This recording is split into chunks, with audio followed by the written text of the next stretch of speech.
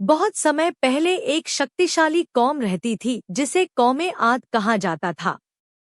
ये लोग न सिर्फ ऊंचे ऊंचे महल और मजबूत इमारतें बनाते थे बल्कि इनके कद पेड़ों जितने ऊंचे और शरीर बेहद ताकतवर थे। बड़े बड़े पेड़ों की छाया में ये लोग रहते और अपनी असाधारण ताकत पर घमंड करते थे। लेकिन उनके दिलों में घमंड और तकब्बुर आ गया।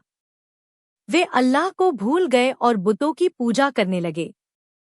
अल्लाह ताला ने उनकी हिदायत के लिए अपने नबी हज़रत हूद को भेजा। हज़रत हूद ने उन्हें बार बार समझाया कि एक अल्लाह को मानो, घमंड छोड़ दो और नेक काम करो। लेकिन वे लोग हंसने लगे और कहने लगे, हमसे बड़ा कौन है?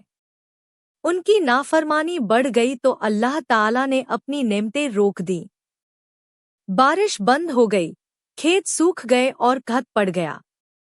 हज़रत हूद ने फिर नसीहत की लेकिन वे न माने। आखिरकार एक दिन आसमान पर काले बादल छा गए। वे खुश हुए कि बारिश आएगी, लेकिन वे बादल असल में अजाब की आंधी थी। कई दिन तक सख्त हवा चलती रही। तूफानी आंधी ने उनके ऊंचे महल, पेड़ और पेड़ों जितने ऊंचे उनके विशालकाय शरीरों को गिरा दिया। वे बड़े बड़े लोग रेत में दबकर खत्म हो गए। इस तरह घमंड में डूबी हुई कौमें आद मिट गई और सिर्फ हज़रत हूद और कुछ ईमान वाले लोग बच गए।